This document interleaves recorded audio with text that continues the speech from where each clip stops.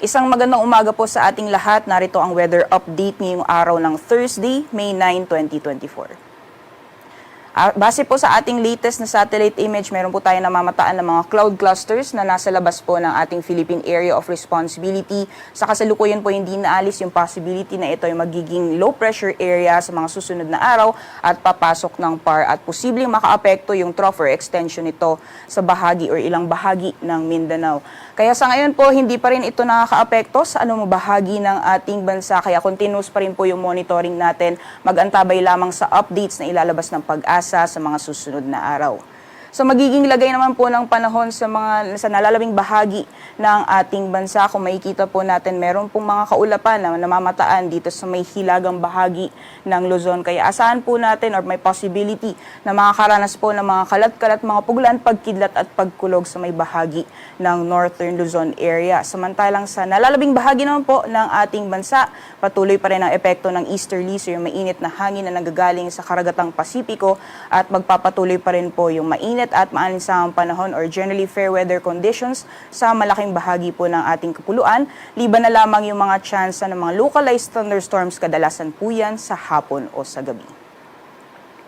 Dapo po tayo sa magiging lagay ng panahon ngayong araw dito sa Luzon. Gaya po ng nasabi natin, possible po na makakaranas ng mga pag-ulan sa bahagi ng Northern Luzon or ilang bahagi ng Northern Luzon area. Diyan po sa Batanes at Cagayan, dulot po ng epekto ng isang frontal system o yung pagsasalubong ng malamig at mainit na hangin.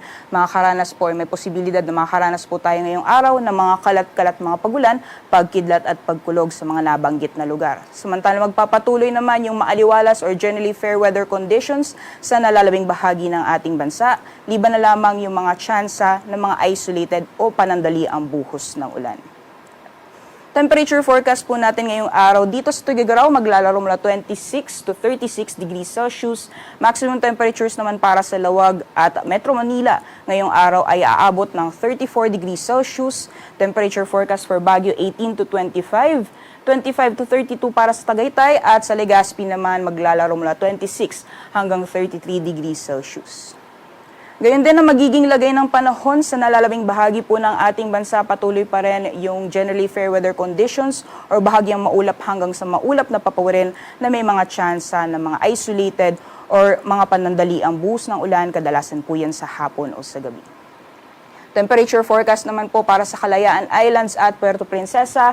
Maximum temperatures ay aabot ng 34 degrees Celsius.